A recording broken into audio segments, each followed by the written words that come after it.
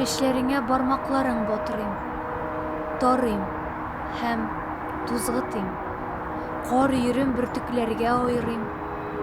Мин үтенәм, ышан миңа һәм курыкма, көчем, көчсезлегем һәм тынымнан. Бу сыналган, авырттыра белмим. Көнлим сиңа карашлары орылганнан, тик бер кайчан әйтә алмам. Кыйма, чөнки мин сине яратам. Шамасыз. Чөнки син бар, син бер, ә мин күп, сансыз, шундый җайсыз аңлатырга кабыргамны кыскан хисне. Тик мин тырышам. Тыңла мине. Син караңгы чибәр. Бер көн җитәр. Һәм карарсың көзгеләрдән минем аңым белән үз-үзеңә.